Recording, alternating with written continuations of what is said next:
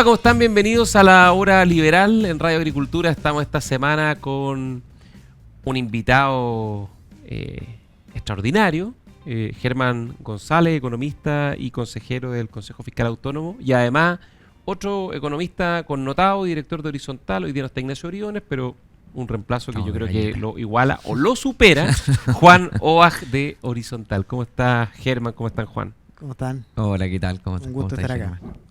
Colega usted, ¿no? Ambos economistas. Sí. Ambos máster en economía. Sí. Y ambos de la misma casa de estudio, ¿no? La Católica. Sí. ¿Quién es mayor? Yo máster en políticas públicas. ¿Y tú, Germán? Máster en economía. Y yo creo que soy mayor, sin duda. ¿Sí? Sin duda, sin duda. Pero no que mucho, no mucho. No tanto. ¿Qué edad tenés, Germán? sí. 46. 46. Yo tengo 41. ¿Viste? Yo soy Sí. el mayor de... Pero se mantiene bien, Germán. Yo soy, sí, claro, no tiene cana de diferencia de uno. Esa es la diferencia. Bueno, yo voy a ser como el adulto responsable de esta Muy casa. bien. Así que, oye, muchas gracias, Germán y Juan, por venir. Y especialmente, Germán, porque esta semana ustedes en el Consejo Fiscal Autónomo Sí. presentaron el informe que presentan, esto es trimestral, ¿no? Esta rutina. Es bianual. Bianual. Sí. En mayo y en octubre de cada año hubo un cambio legal reciente, pero básicamente vamos 2 veces al año a presentar a la Comisión Especial Mixta de Presupuesto A la Comisión Mixta de Presupuesto. nuestra visión de las finanzas públicas y el rol que hemos desempeñado durante el medio año que pasa entre cada sesión. Oye, y antes de entrar al informe, siempre hacemos una pregunta a nuestros invitados, que somos en la hora liberal copuchentos, pero en el buen sentido, que nos interesa mucho preguntarle a quienes nos acompañan por qué diablos dedican parte de su tiempo a la actividad pública, ¿no? Que hoy día parece cada vez más ingrata, cada vez más expuesta. A Juan le toca muchas veces estar en la trinchera, en el debate, y las redes sociales hoy día son un espacio poco grato y la discusión pública está cada vez más agria. Y el Consejo Fiscal, que es un ente más bien técnico, ¿no? Que busca como... ha venido a buscar una consolidación de lo que es la institucionalización de la política fiscal en Chile. Tampoco ha estado ajeno, digamos, a cierta crítica de ciertos sectores que no les gusta que haya un guardián de la responsabilidad fiscal. Entonces, ¿qué es lo que te llevó a ti, Germán, a dedicar buena parte de tu vida al servicio público? Tú trabajaste en el Banco Central, Sí. trabajaste en la DIPRES, la Dirección de Presupuestos, y también en el Ministerio de Hacienda, Sebastián Piñera II en ese periodo, Sí. como coordinador macro y jefe de asesores. Ujú. Y además has tenido también buena parte de tu vida en el mundo privado. Entonces, ¿qué te llevó Sí. a buscar esta dimensión pública y compatibilizarla con tu actividad más privada? Bueno, yo creo que es la forma que uno puede, digamos, retribuir a la sociedad, digamos, todo lo que aprendió en la universidad durante años de estudio. Yo creo que es una tremenda experiencia, una posibilidad enorme de poder aportar de forma concreta a hacer políticas públicas que permiten mejorar la calidad de vida de las personas. En el caso de la política fiscal, yo llegué, como tú bien decías, a la DIPRES hace ya varios años atrás. ¿Eso es Piñera 1? Piñera 1. ¿Y quién te invitó ahí? ¿Quién fue la puerta de entrada? Claro, mi vínculo fue siempre universitario. Yo no milito en ningún partido político. Un compañero de universidad, Rafael Sánchez, era el coordinador del área microeconómica de la Dirección de economista Presupuestos. Rafa Sánchez. Sí, y fuimos compañeros en la universidad y él me comentó que faltaba el coordinador del área macroeconómica de la DIPRES. Yo hasta ahí no conocía de temas fiscales, eso fue el año 2011, 2012. Tú ahí estás recién salido, hace un par de años en la Yo universidad. trabajaba en la consultora de Roberto Saller. Ya. Sí, yo trabajé con él al Que principio. fue presidente del Banco Central. Presidente del Banco Central.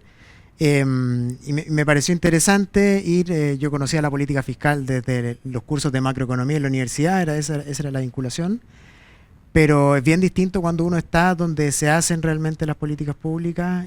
Yo creo que, digamos, fue un aprendizaje enorme, mucha exigencia, pero además yo pienso que lo más valioso, yendo a tu pregunta, es tener la posibilidad de influir en políticas públicas reales, en cómo se hacen las cosas y después poder opinar con conocimiento desde la interna.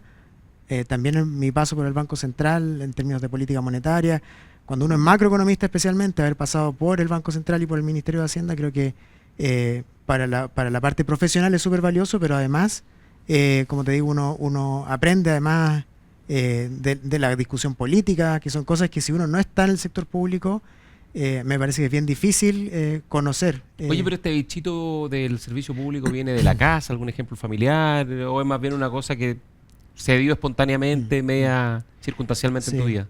No, se dio, yo te diría, circunstancialmente, sí, Ya. sí, no, o sea, fue algo que, bueno, tuve además, yo creo que jefes bien importantes, o sea, gente ¿Qué te marcó? que me marcó, trabajar con la Rosana Costa, por ejemplo, en Sí, la IPRES, Rosana Acosta es con Felipe Larraín también, como ministro 2 veces, bueno, Rodrigo Cerda, estuve con Ignacio Briones también, o sea, gente que hace un aporte, que ha hecho un aporte muy valioso Sí, para el país, sí, ¿cierto? Y eso todo. también son líderes positivos, ¿verdad? Que te llevan a seguir por este camino y a tratar de aportar desde el lado técnico a discusiones que son intensas, como tú dices, a veces bien rudas, un poco ingratas en algunas ocasiones, pero creo que hay que seguir, ¿verdad? Hay que insistir haciendo No, son ese importantes, aporte, esa son contribución. importantes. Sí. Tú, Juan, Mm. también un poco parecido, ¿no? Universidad, Servicio Público, Ministerio de Economía con José Ramón Valente. Tú fuiste el primer encargado de esta oficina de grandes proyectos que en esa época se llamaba Oficina GPS. Sí. GPS, Sí. que hoy día se llama OGP. OGP, sí. Ya, bueno, pero es más o menos lo mismo. Y después trabajaste en Hacienda también. Sí, tal cual, sí. Bueno, cuando Germán contaba como su historia en lo público, hay varias similitudes. Yo también fue un poco circunstancial. Cuando salí de la universidad, me acuerdo que se estaba armando los equipos de lo que iba a ser el futuro Ministerio de Desarrollo Social. En ese entonces era Mideplan, con Felipe Cast. ¿Esto por ahí por el 2010? Por el 2010, Ya. claro. Y ahí caí en ese ¿Y entraste a equipo. Desarrollo Social? Sí, entré a Desarrollo Social. Trabajaste en Piñera 1. Sí, O sea, tal eres un cual. parásito. Sí, pero total. Todos parásitos acá, oye. Esperemos que De una esperemos cumbre que- parasitaria. Claro, que hayamos sido productivos durante Buenos ese parásitos, periodo, claro. pero sí, total. No, y me ha encantado la función pública y a diferencia de Germán, estuve más metido en lo micro, bueno, al principio full política Claro, tú serías social. más un economista micro, a diferencia de Germán, que un economista Tal cual, macro. claro, Ujú, claro. Y ujú. Germán tiene mucha experiencia ahí, o sea, lo que dice, yo creo que es muy poca gente la que tiene experiencia en el Ministerio de Hacienda, después en el Banco Central, te da En una la DIPRES. visión en la DIPRES Que aunque también. cuelga Hacienda es un reino aparte. Ujú, sí. Sí, tal cual. Pero nada, es bonito, ¿Y tu bonito lo público. experiencia, tu motivación viene por algún familiar, por alguna experiencia o también una cuestión azarosa? No, fue circunstancial y una vez adentro del sector público me enamoré de las políticas públicas, le dio sentido a mi carrera profesional y terminé haciendo, bueno, un máster en políticas públicas en la Kennedy School. Entonces, yo creo que se fue armando durante el trayecto la Oye, y motivación. vamos al Consejo Fiscal Autónomo porque yo tengo una experiencia personal muy íntima ligada a esa notable institución, porque yo me acuerdo que el Consejo Fiscal Autónomo primero se creó como una comisión en Sí. Piñera 1, ¿no? Así A es, través de un sí. decreto Sí, supremo, no sí, sé cómo fue, sí. pero tenía una estructura reglamentaria que era no de rango legal, digamos, no estaba regulado por ley. Ajá. Yo creo que partió con Felipe Larraín. Así es. A ver, ¿tú te acuerdas del Me origen? acuerdo perfecto porque estaba ahí en la DIPRES. Y déjame decirte que esto partió como idea un poquito antes, pero durante el primer gobierno del presidente Piñera se convoca a una comisión de expertos el año 2010, Ah, que generó mucha polémica. claro, para revisar después de prácticamente una década de funcionamiento de la regla de balance estructural, cómo había funcionado, cómo se podía Que perfeccionar. había sido creada en el gobierno de Lagos por Nicolás Izaguirre. La regla fiscal, sí, Claro. efectivamente, parte del año 2001. Entonces, después de una década, se convoca esta comisión que se llamó la Comisión Corvo, porque la presidió Vittorio Corvo, Ujú. y esa es la primera vez que aparece una recomendación de crear un Consejo Fiscal en Chile. O sea, la regla fiscal de balance estructural ya llevaba 10 años y aquí se propone un siguiente paso en la institucionalidad fiscal, que es crear por ley un Consejo Fiscal Autónomo. Y lo que se hizo en ese momento, el año 2013, también durante el primer gobierno del presidente Piñera, fue crear por decreto un Consejo Fiscal Asesor, que fue el primer paso de la institución que tenemos hoy día, pero ciertamente era una institución, digamos, menos robusta porque estaba creada por decreto, no por ley. Los consejeros eran elegidos en principio por el ministro de Hacienda, que es distinto a cómo funciona hoy día. Hoy día es el Congreso el que Claro. propone, me imagino que propone el presidente, ratifica el Congreso. Exactamente, eso pasa con los 5 consejeros, son nominados por el presidente de la República y tienen que ser aprobados por 2/3 de los senadores. Senadores. De los senadores. Entonces, es un criterio bien exigente. Pero lo que quiero decir es que durante el segundo gobierno de la presidenta Bachelet funcionó el Consejo Fiscal Asesor.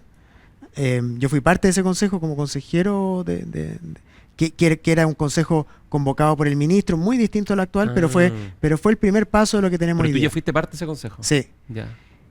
Y luego, el 2018, mandamos, segundo gobierno del presidente Piñera, yo llego como coordinador macro de Hacienda, y mandamos al Congreso a mediados de ese año el proyecto de ley para crear el Consejo Fiscal Autónomo. Que se aprobó la norma en 2019, yo creo. A inicio del 2019, en 6 meses, una discusión rápida que generó bastante consenso, y fue bienvenido, sobre todo que se creara al inicio de la administración, porque típicamente esto se dejaba para el final para que ojalá le afectara al gobierno que viene. Claro, nadie quiere ponerse una camisa de fuerza que lo obligue a Claro. portarse bien. Entonces ahí también lo que vimos fue que el hecho de haber presentado el proyecto al principio para generar esta institucionalidad, que entre paréntesis, entre medio del Fondo Monetario Internacional, los organismos internacionales habían recomendado fortalecer el consejo que teníamos. Entonces se da ese paso y el 2019 parte el Consejo Fiscal Autónomo, que en la forma que conocemos hoy día, primero presidido por Jorge de Sormó, después fue presidido por Jorge Rodríguez, y ahora está Paula Benavides presidiendo el consejo. No, yo decía que mi relación es porque a mí me tocó como ministro secretario general de la presidencia apoyar la tramitación legislativa Sí. del Ministerio de Hacienda, que la llevaba Germán con Felipe Larraín, que Felipe Larraín se comprometió mucho con el proyecto, Sí. y eso influyó en que saliera muy rápido. Cuando los ministros se involucran en serio, las cosas a veces ocurren. Y esto venía del programa gobierno, ¿no? Sí, Que lo hizo sí, sí, propio sí. y que incorporó, digamos, esto. Y una cosa bien llamativa, porque pasó un poco piola la tramitación del proyecto de ley, no generó gran debate, que era raro porque teníamos una oposición muy odiosa, que está prácticamente siempre rechazando todo lo que el gobierno envía, y esto pasó soplado, se aprobó, y hoy día es una institucionalidad que ha cobrado un carácter súper Sí. relevante. Yo me acuerdo, por ejemplo, para la reforma previsional. Ujú. La reforma provisional en buena medida terminó de arreglarse al final en el Senado después de la presentación que hizo el Consejo Fiscal Autónomo, que yo me imagino que te tocó estar ahí, ¿no? Sí. Fue bien intenso eso, porque me acuerdo que les pidieron en un par de días reaccionar Sí, sí. y lograron reaccionar Sí, con, sí, con un análisis sí, bien sí, técnico. sí. Yo creo que es una tremenda responsabilidad la que tenemos. O sea, de hecho, el hecho de que el Consejo esté ganando cada vez más relevancia en el debate público, como tú mencionas, por ejemplo, en el caso de la reforma de pensiones, también es una tremenda responsabilidad para el Consejo de hacer las cosas bien, de trabajar seriamente. Los equipos están muy comprometidos, los consejeros tienen una responsabilidad enorme, tenemos una responsabilidad enorme. Y efectivamente, durante la discusión de pensiones, esta es una discusión que tenemos todo el tiempo en el Consejo. Muchas veces del Congreso nos invitan a opinar en plazos muy cortos, y a veces tenemos que, digamos, excusarnos porque no podemos armar una buena opinión. Porque en el mandato legal no está opinar sobre los proyectos de ley. No explícitamente. Entonces, pero tenemos un mandato amplio de contribuir al manejo responsable de la política fiscal del Ya. gobierno central incluso. Entonces, ese mandato amplio, en ese mandato caben muchas cosas. Y cuando efectivamente nos invitaron a opinar sobre la reforma de pensiones, tuvimos internamente una conversación bien intensa porque hay un trade-off acá entre responder rápido, ¿cierto? Y responder bien. Y responder bien, efectivamente. Y creímos que teníamos una responsabilidad muy grande, la discusión era muy importante para el país, que teníamos que estar, a pesar de que teníamos poco tiempo. Y efectivamente lo que hicimos fue presentar desafíos que veíamos en el proyecto y algunas 11 propuestas. recomendaciones, me acuerdo. 11 recomendaciones, sí. Y propuestas también. Hicimos propuestas, Claro. y varias de ellas fueron incorporadas y eso, a mi juicio, permitió que la discusión siguiera avanzando. Oye, y en simple, no sé si tú puedes explicarle a la gente que nos escucha cuál es el mandato del Consejo Fiscal Autónomo, porque parece una cuestión como media etérea, así como Sí. bien abstracta, pero es una cuestión que es bastante fácil de entender si uno lo baja a nivel doméstico. Entonces, Sí. ¿cuál es la misión que tienen ustedes como Consejo Fiscal? Claro. La ley establece un mandato amplio, que es contribuir al manejo responsable de la política fiscal. Eso es muy amplio. Básicamente que digamos, el gasto público, ¿cierto? Que ahora se está discutiendo, por ejemplo, la ley de presupuesto, esté adecuadamente financiado, ¿cierto? Y que las finanzas públicas, es decir, el gasto en el tiempo, que las finanzas públicas sean sostenibles, es decir, que no estemos gastando más recursos de los que tenemos, ¿verdad?, en el tiempo, porque eso al final termina impactando en la calidad de vida de las personas. Si un país se desordena fiscalmente, eso incide en el costo de financiamiento, impacta a las empresas, impacta a las personas, al costo de financiamiento que todos podemos acceder. Y sobre todo, una política fiscal irresponsable pone en riesgo la sostenibilidad de las políticas públicas. O sea, si nosotros nos ponemos a gastar en exceso en algunas políticas, va a llegar el momento en que vamos a tener que hacer un ajuste. Eso le ha pasado a muchos otros países que no pueden sostener las políticas públicas en el tiempo. Y creemos que es un activo del país la responsabilidad fiscal, el manejo responsable de la política fiscal, y estamos trabajando para que eso se mantenga en el tiempo. Oye, Juan, y tú que estuviste del otro lado, del otro lado del mesón, me refiero, del lado del Ministerio de Hacienda, el fiscalizado, entre comillas, por el Consejo Fiscal,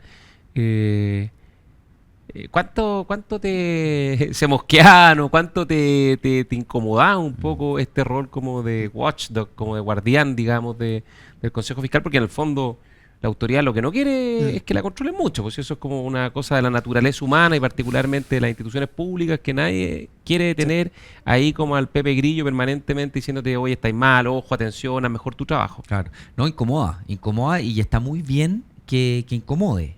Porque si uno mira la estructura y el funcionamiento del Estado, la DIPRES es un órgano que tiene mucho poder, el órgano que tiene el presupuesto, tiene esta estructura de los sectorialistas que conocen mucho. Que a veces mandan más que los ministros. Así es, tienen un conocimiento súper al detalle de la ley de presupuesto y del funcionamiento del Estado. Y yo creo que históricamente hemos tenido una DIPRES que ha funcionado muy bien, que le ha puesto seriedad, le ha puesto rigor técnico al Estado de Chile, pero nos faltaba lo otro, que era básicamente quién fiscaliza la labor de la DIPRES y el Ministerio de Hacienda, y en eso yo quiero felicitar acá a Germán y como se dice en el Congreso y por intermedio de él, a todo el Consejo Fiscal Autónomo, porque de verdad yo creo que han hecho una pega notable con muy pocos recursos. Entonces ahí también quería preguntarte, Germán, que ¿cómo ves tú una especie de balance mirando hacia atrás del Consejo Fiscal Autónomo? ¿Qué cosas son muy positivas? ¿Qué cosas han funcionado bien? ¿Y qué cosas tú sientes que hay que fortalecer o cambiar? Sí, mal que mal ya llevan 6 años, entonces ya es como se puede un momento para empezar a pensar cómo va la cosa. Claro. No, mira, yo creo que a la luz de lo que conversábamos recién, de la influencia que ha tenido el Consejo en proyectos de ley, ahora en la discusión de presupuesto, yo creo que hay una evaluación muy positiva de esta institucionalidad que hemos creado entre todos. Yo creo que es algo muy, muy valioso, ¿cierto? Es muy difícil que se retroceda en esto. Creo que es un avance institucional. Me ha tocado también participar en discusiones internacionales de países que miran como ejemplo nuestro Consejo Fiscal. En algún momento era la regla fiscal, hoy día el Consejo también se mira como ejemplo en varios países, sobre todo en la región, otros países emergentes también que están mirando el Consejo Fiscal. Yo pienso que hay una experiencia ahí bien valiosa. Ahora, en términos de los desafíos, tú bien decías que la estructura del Consejo Fiscal es liviana, no tenemos muchos recursos. El Consejo Fiscal, por ejemplo, tiene un espacio asignado en el piso 13 del Ministerio de Hacienda, pero no hay oficinas del Consejo Fiscal, digamos, hay una sala de reuniones. Si todo el equipo del Consejo Fiscal quisiera ir a las oficinas, no cabemos todos. Algo básico, ¿no? Además que yo creo que sería razonable pensar en una oficina externa, dado que si ustedes controlan, les prestan la oficina, el café. Después les van a cortar el agua. Claro, les van a cortar el agua y el gas. En la práctica es así, pero dependemos de los servicios del Ministerio de Hacienda. Claro. En varias dimensiones, computación, por ejemplo, que algo central. Entonces, ahí todavía falta, efectivamente. Es difícil decirle que no se está portando bien al dueño de casa. Sí, exactamente. Tenemos eso. El equipo, el staff del Consejo Fiscal ha ido creciendo de a poco en el tiempo. ¿Cuántas personas son en el staff? Tenemos un abogado, una periodista y 4 economistas más un economista jefe. Chiquitito. Ese es el equipo, es el equipo completo del Consejo. Es chico, ha ido creciendo. Esto partió con un economista jefe, después se contrató un abogado, ha ido creciendo de a poco, año a año se han ido viendo recursos para que esto crezca, pero sigue siendo una institución pequeña donde una cuestión a mi juicio importante es que los consejeros no tenemos dedicación exclusiva al Consejo. Esto no es como el Consejo de la CMF, ni mucho menos que el Banco Central. Y por lo tanto cada uno de nosotros tenemos distintas labores. El cargo de consejero del Consejo Fiscal Autónomo es compatible con otras funciones, tiene pocas limitaciones, pero quizás en el tiempo esto va a tener que avanzar hacia algo más robusto. Hacia algo más robusto, más permanente, de dedicación exclusiva. Ya, vamos a una pausa en la hora liberal y volvemos con Germán González, que es consejero del Consejo Fiscal Autónomo, Y con Juan Obaj, que está sentado hoy día en la silla de Ignacio Comunista. Briones y que no se entusiasme, si no, Ignacio no vuelve. Ya una pausa y volvemos.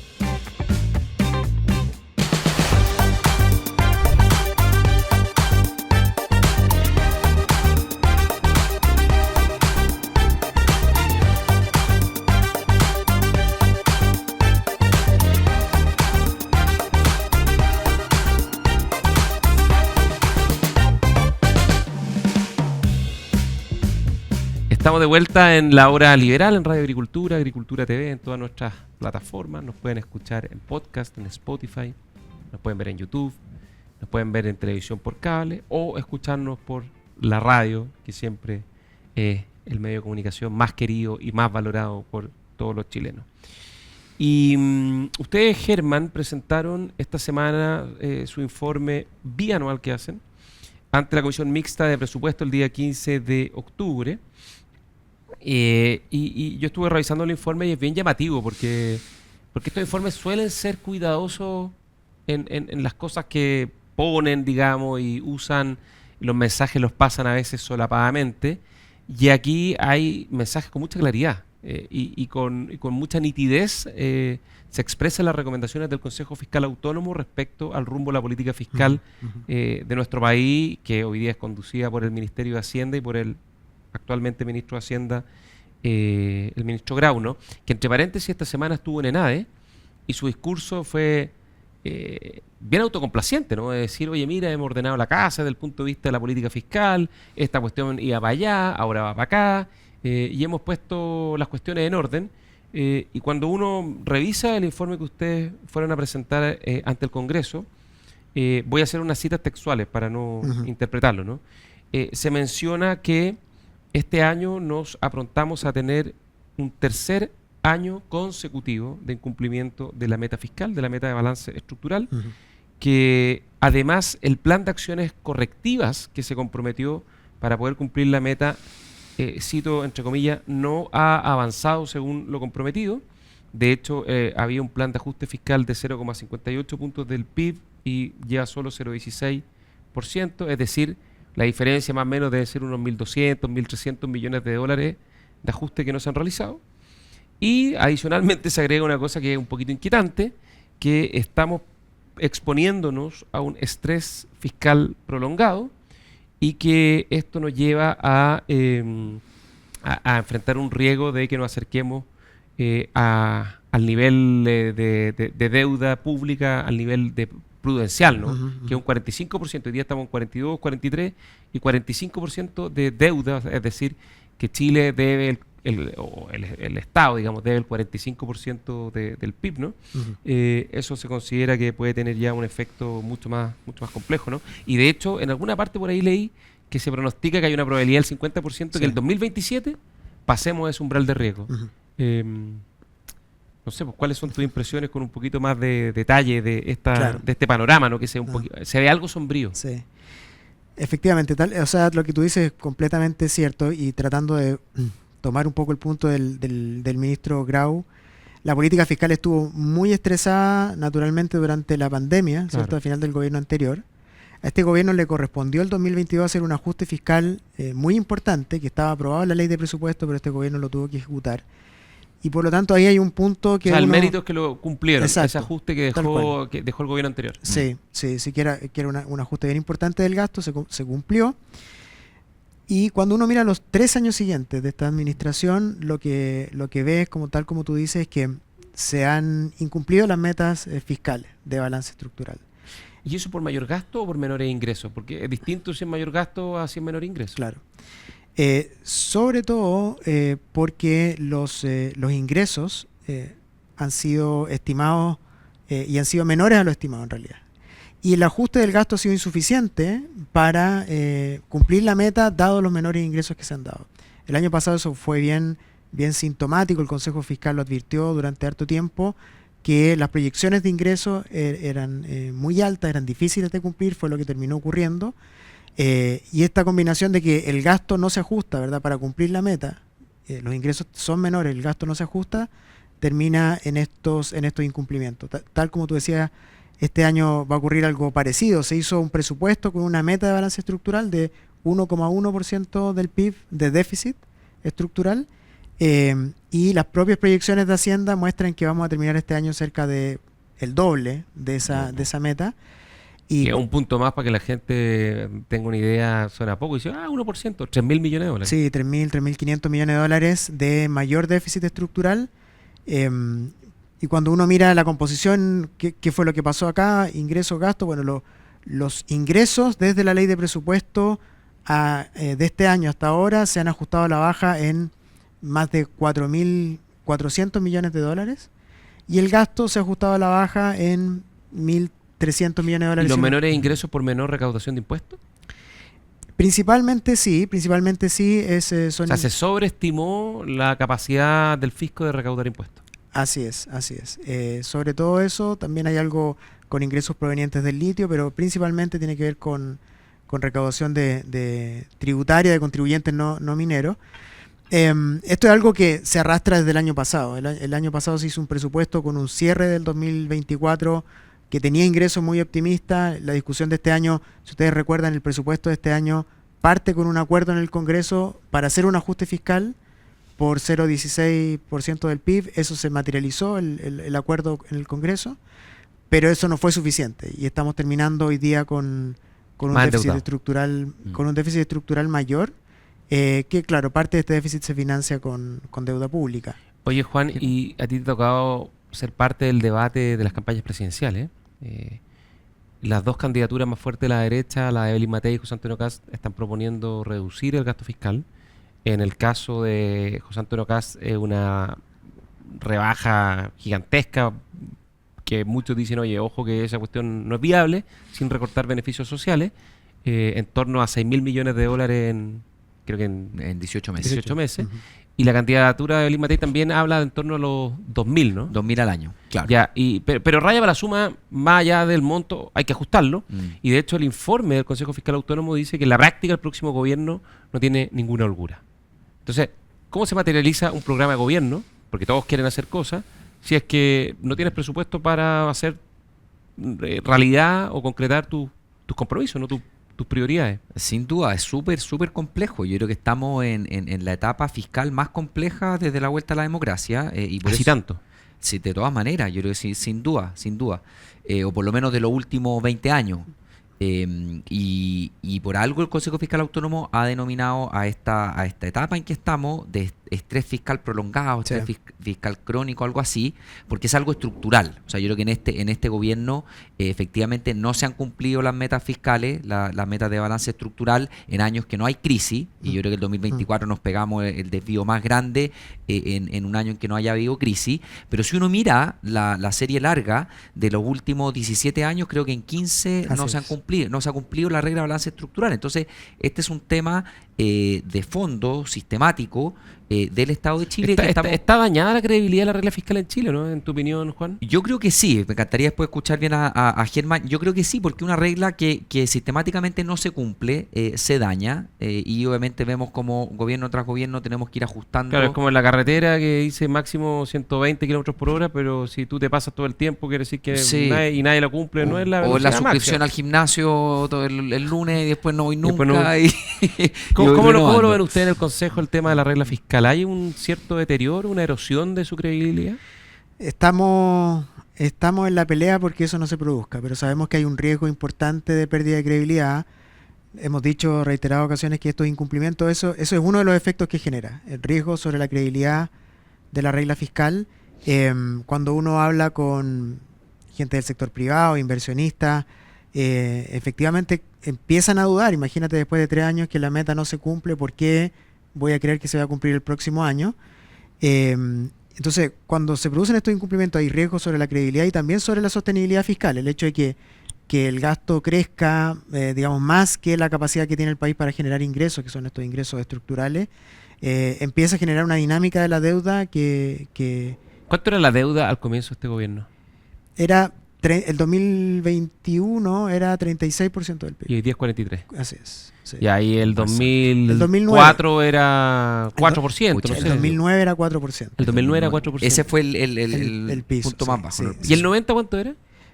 También era cercana al 40%. O sea, hizo estamos- tabú. Ya, en términos como estamos porcentaje parecidos, volvimos al 90. Sí. Mira, Eso- oye, y una cosa que me impresionó mirando el informe que publicaron ustedes, esto me llamó la atención, porque no tenía conciencia de que hacen un análisis sobre los fondos soberanos, ¿no? Que los fondos Sí. soberanos es una cuestión que se crearon durante el gobierno de Lago, durante el gobierno de Bachelet, hubo un super ciclo de los commodities que permitió ahorrar mucho, ¿no? ¿Se acuerdan que se hablaban de las vacas flacas, vacas que había que guardar Sí. en tiempos de vacas gordas para cuando venían las vacas flacas?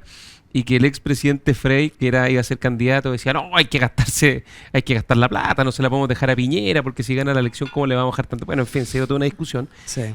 Porque en esa época había, no sé, 15.000, 17.000, no me acuerdo cuánto llegó a haber millones de dólares. 20.000 hubo. 20.000 en el máximo. Fondo de Estabilización Económica y Social, el FES, FES. que son la reserva. Además está el Fondo de Reserva de Pensiones, pero el que es relevante es el FES, Claro. porque permite en las crisis tener platita, ¿no? Sí. Y leía que hoy día es solo el 1,1%, Del cuando PIB, la recomendación sí. internacional es el 5 o 7%, que es lo que solíamos Así tener. es, así es. Esa cuestión Sí. es bien, es compleja, ¿no?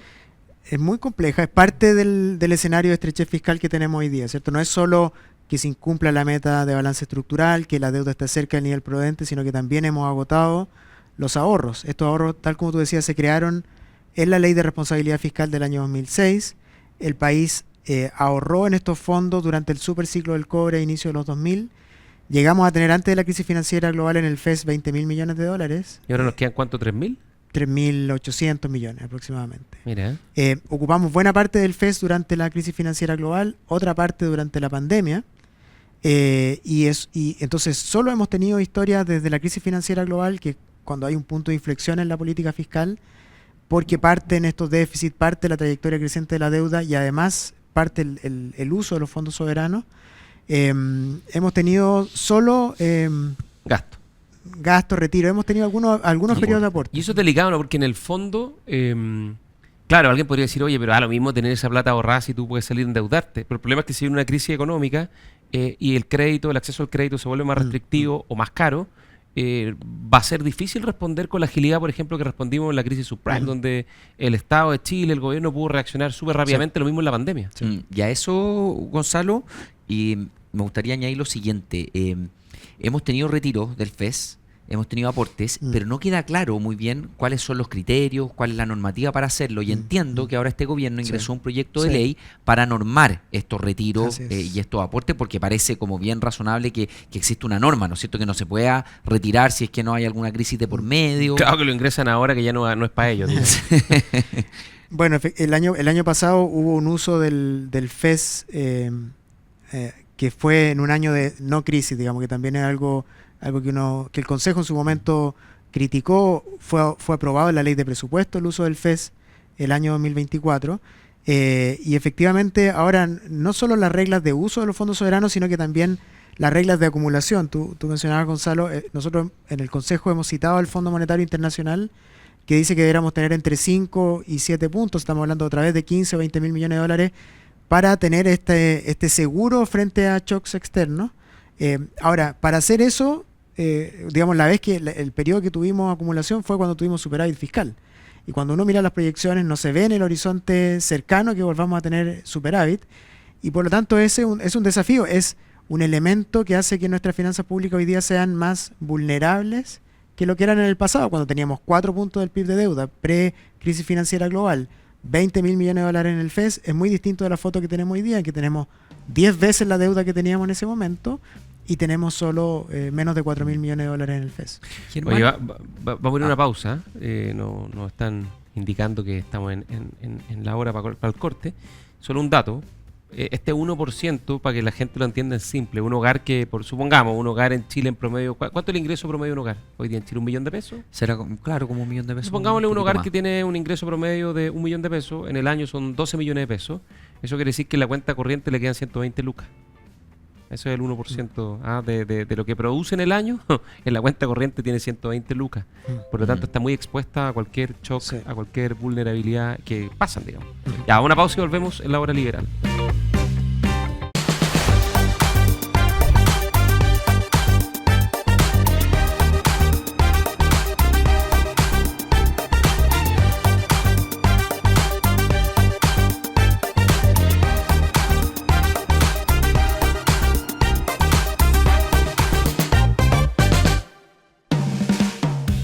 Estamos de regreso en la hora liberal con Juan Obaj, director de Horizontal, que nos acompaña esta semana como invitado, pero también como co-conductor o panelista casi estable a esta altura, porque tiene, obviamente, ya ha estado aquí, nos ha estado acompañando y probablemente nos va a seguir acompañando. Y Germán González, del Consejo Fiscal Autónomo, ambos economistas. Estamos hablando de la implicancia de la política fiscal. Y yo quería hablar de lo siguiente, porque una cosa es el gasto, y se habla mucho de reducir el gasto. Pero eso es como, a esta altura es como repartir pobreza, ¿no? O sea, aquí de lo que se trata es también de aumentar los ingresos, no solo de reducir el gasto. Y en el informe que ustedes presentaron del Consejo Fiscal Autónomo, Germán, hay un dato también que es bien contundente. Entre el 2000 y el 2019 el gasto público en Chile creció 4,8%, y entre el 2000, los últimos 3 años, 23 al 25, 2,4%, es decir, la mitad. Sí. Y eso no tiene que ver con que nos pusimos más apretados, más austeros, estamos ahorrando más, sino que tiene que ver fundamentalmente con que Chile dejó de crecer. Sí. Y como dejó de crecer, los ingresos se estancaron y por lo tanto hay que gastar menos. Como cualquier familia, cuando los ingresos se estancan, uno, si no quiere quebrar y terminar en DICOM, tiene que reducir el gasto. Claro. Entonces, esa es un poco la pregunta, ¿no? En el informe también ustedes plantean que el crecimiento potencial de nuestra economía pasó de un 4% en promedio en los últimos años a un 2% en la actualidad. Y eso no tiene para cuándo cambiar. Entonces la pregunta es, ¿estamos condenados? ¿Se puede cambiar? ¿Cómo podemos hacer para que no nos dediquemos únicamente a ajustarnos el cinturón en el futuro y repartir pobreza? Que esto de estar como compitiendo por quién hace más ajuste fiscal. Y volvamos a tener la posibilidad de crear prosperidad, de crear riqueza y repartirla entre las personas, que es finalmente lo importante. Bueno, ese es un punto, a mi juicio, súper relevante, porque efectivamente el hecho de que la economía crezca menos y que venga creciendo hace los últimos 10 años en promedio al 2%, que si uno mira las proyecciones hacia adelante también están bien pegadas al 2%, uno de los efectos que tiene es que reduce los espacios para el crecimiento del gasto. El gasto, como tú bien dices, Gonzalo, está creciendo menos en parte porque se determina a partir de la capacidad de crecimiento de la economía. Como esa capacidad de crecimiento y de generar ingresos fiscales, por lo tanto, como esa capacidad de ingreso y de crecimiento ha venido cayendo en el tiempo, también se han ido acotando los espacios de gasto. Y por lo tanto, una forma de enfrentar el desafío de la estrechez fiscal hacia adelante es con mayor crecimiento potencial o tendencial.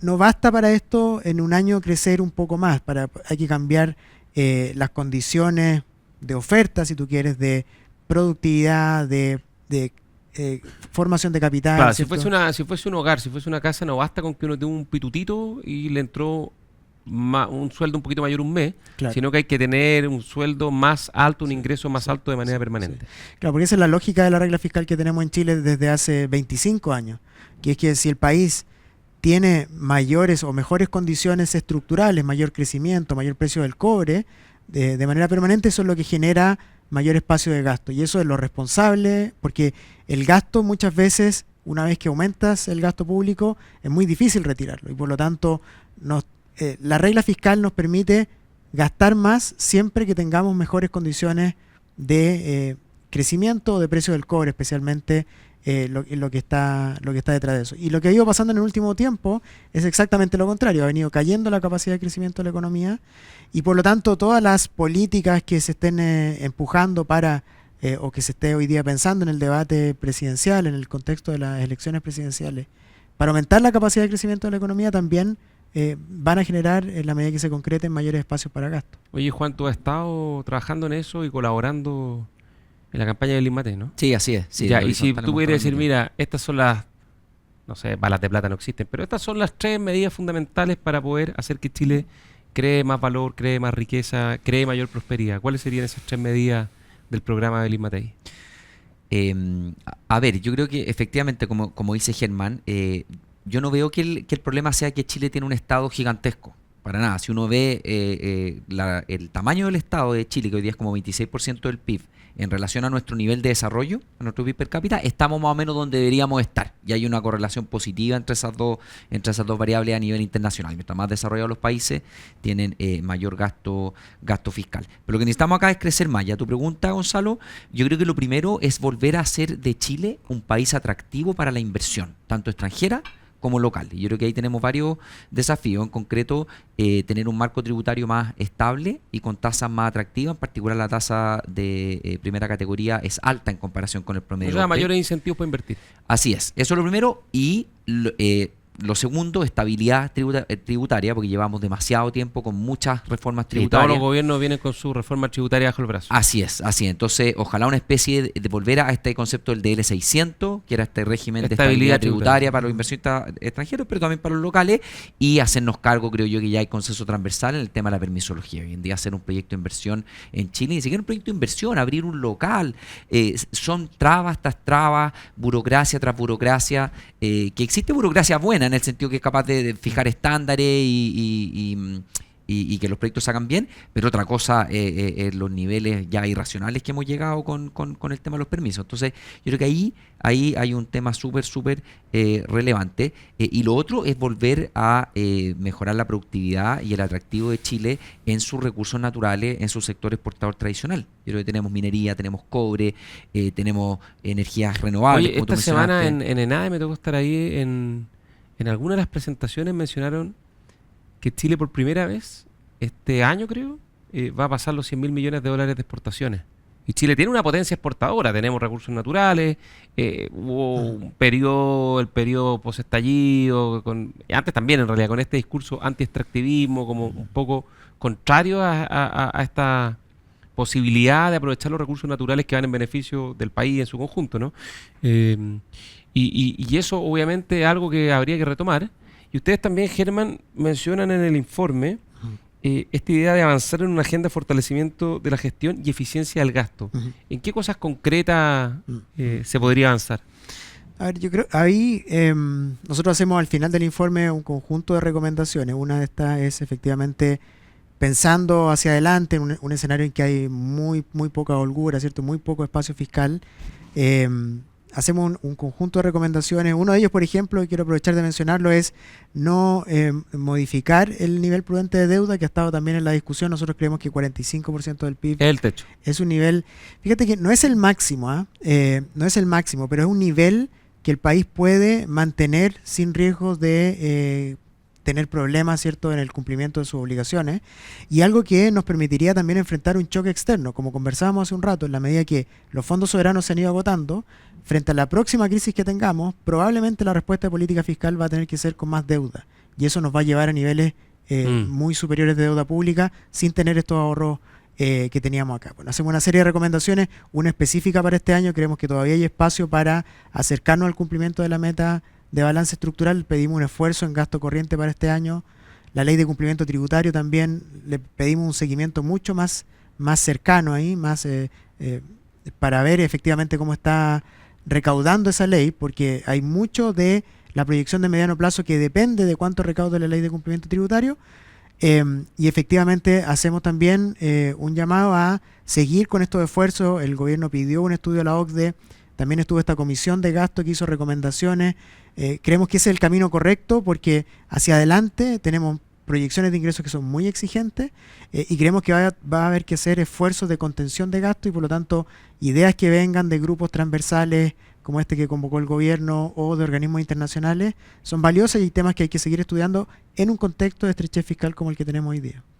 Oye, nos queda poco tiempo, pero fue como el tema de la semana, ¿no? Por lo que significó este tema de las tarifas, ¿no? Que es bien dramático porque golpea no solamente al bolsillo de las personas a través de un mayor pago a las tarifas eléctricas, que tal vez eso podrá ser compensado, revisado, pero ahí les quiero preguntar más bien como economistas, ¿no? Hay un efecto mucho más amplio en la economía, porque buena parte de la inflación en el último tiempo viene dado por el aumento de los precios de la electricidad. Y cuando sube la inflación, se encarecen todos los productos, pero además la UEF aumenta más porque está indexada por la variación de la inflación, por el IPC. Por lo tanto, esta chambonada increíble que le costó el cargo al ministro Pardo, no solo pegó en las tarifas, sino que pegó por el efecto de la UEF en los contratos de arriendo, en el pago de los créditos de los dividendos, en el pago de los colegios, en el pago de las universidades. O sea, fue un manotazo al bolsillo de los chilenos que podrá ser un error costosísimo que ha generado muchísima indignación. No sé cómo lo ven ustedes y cómo pudo haber pasado algo así. Es bien inquietante la fragilidad de algunas instituciones que cumplen tareas tan relevantes como fijar los precios de servicios tan esenciales como la electricidad. Sí, sin duda. Yo creo que es un error técnico de tal magnitud que pasó a ser un error político y una crisis política en un gobierno que va de salida. Pero sin duda, porque recordemos que la proporción del gasto de las familias en electricidad ha ido aumentando y va a seguir aumentando. El mundo se está electrificando, todas las cosas, o sea, cada vez más somos más dependientes de la electricidad, tal cual. Sí. Y en ese sentido, a mí también me cuesta ver, Gonzalo, cómo si tenemos una institución que es la Comisión Nacional Eléctrica de Electricidad, Comisión Nacional de Energía, perdón, con equipos técnicos, con expertise en el tema. Yo sé que estos temas son muy complejos, pero increíble cómo se pasa un error probablemente de una planilla Excel y se pasa y nadie lo advirtió antes. Entonces, yo creo que el ministro García tiene una tarea titánica y tiene que actuar rápido. Tiene que ordenar la casa, tiene que asignar responsabilidades técnicas. Bueno, las políticas ya las estamos viendo, que ya se están pasando, pero dar una explicación coherente. Y acá también yo creo que tiene mucho ojo con las expectativas que se están generando. Porque acá hay una deuda, por ejemplo, más o menos, los primeros cálculos han salido como de 100 millones de dólares, más o menos 116 millones de dólares, pero recordemos que producto del congelamiento de tarifa se le debe a las empresas generadoras un monto mucho mayor. Entonces probablemente este monto quizás sirva solo para prepagar esa deuda. Entonces, Oye, Germán, y este tema, el impacto en la UEF, ¿no? Eso ya fue, ¿no? ¿Hay alguna forma de corregir ese desaguisado? No, o sea, a ver, lo que anunció la Comisión Nacional de Energía es que en enero las tarifas van a caer 2% y eso va a generar un impacto a la baja en el IPC de enero del próximo año de 0,1. Y eso, según estuve escuchando al ministro García, es la forma de compensar los ¿Pero eso aumentos. compensa el sobrecobro del pasado? Bueno, es que ¿O más bien vuelve al nivel que tenía que tener? Porque eso no compensaría, arreglaría el problema para adelante. La pregunta es para atrás. claro, la versión oficial que yo escuché es que efectivamente eso compensa, pero yo creo Ya. que hay que hacer bien los números para ver, porque tú muy bien decías que hubo efectos de segunda vuelta, ¿cierto? Sí. Cuando hay precios que suben y eso impacta al UF, genera efectos al alza en distintos otros precios de la economía que están indexados al UF, ¿verdad? Y creo que va a ser un desafío interesante con hacer las investigaciones de por qué pasó esto, de establecer las responsabilidades, saber si efectivamente con lo que está anunciado hoy día, que es una baja de tarifas en enero, es suficiente para compensar los efectos negativos que tuvo sobre el poder adquisitivo, sobre los hogares, especialmente los hogares más vulnerables, Sí, a mí- esta alza de tarifas. Mucha gente me ha comentado esto con mucha indignación. Una cosa que da mucha rabia. Entonces Sí. hay que tomársela muy en serio porque este fue un manotazo producto de una negligencia, una chambonada. Sí. Y esa cuestión no solo tiene que ser compensada, tiene que ser debidamente sancionada, Sí. porque no puede ser gratis estas fallas tan garrafales. Mi impresión es que los efectos de segunda vuelta que tú mencionas, Gonzalo, va a ser muy difícil de cuantificarlo. Porque, claro, efectivamente había un aumento adicional a la tarifa, pero eso después te impacta en el IPC y, por ejemplo, en todos los gastos que están indexados a la UEF. Entonces, esa parte yo creo que va a ser muy difícil. Muy difícil. Oye, nos tenemos que ir. Muchas gracias, Juan. Muchas gracias, Germán. Siempre antes de irnos les pedimos a nuestros invitados que nos hagan alguna recomendación de alguna serie, un libro, algún panorama que quieran recomendarle a nuestros auditores. Germán, ¿qué estás leyendo? ¿Qué serie estás viendo? Estoy leyendo el libro de Mansú y Los Inocentes del Poder. Ah, Está- muy bueno. Editorial Taurus, sí, está bueno. Terminándolo muy, muy entretenido. En eso estoy por ahora. Me gustan los libros de política, sobre todo. ¿Te gusta leer de política? Y economía. En eso estoy. Oye, ¿y tú, Juan? Yo me estoy viendo una serie que es una precuela de Yellowstone, que se llama 1923, por el año en que está ahí. Y es muy, muy interesante ver la historia de Estados Unidos, esa historia de la conquista del oeste. Súper, súper interesante. ¿Y Yellowstone la viste entonces? Sí, Yellowstone la vi. ¿Y qué plataforma es? Esto es Netflix. Antes estaba en Paramount, pero ahora la llevaron ¿Y a Yellowstone Netflix. es buena también? Yellowstone es muy buena, es actual, En el fondo, sí, es de un rancho en Montana que lo lleva Kevin Costner y todo Ya, y entretenido. Es muy entretenido. Y esto es la precuela, es cómo llegaron en el fondo la familia Dutton aquí. ¿Cómo se llama entonces la precuela? 1923. 1923. Y hay una antes que es 1883. Así que tienen ahí toda una... Tres.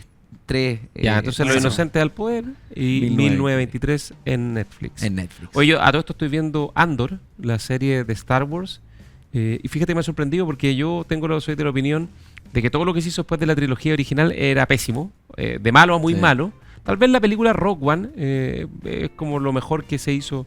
Y estoy viendo esta serie que la protagoniza Diego Luna, un actor mexicano, y es bien buena, fíjate. Bueno, sí. Es bien buena, sí. Está también, es como una precuela de esta película Rogue One y sorprendente porque por primera vez veo algo de Star Wars posterior a 1983-84, que fue la última, el regreso del Jedi, y es bien entretenida. Así que la recomiendo. Esto está en... ¿Dónde estoy viendo? En Disney, lógicamente. Disney. Ya. Buenísimo. Muchas gracias, Germán, Juan. Nos vamos Germán. en la hora Gracias. liberal. Nos vemos la próxima semana. Chao, chao.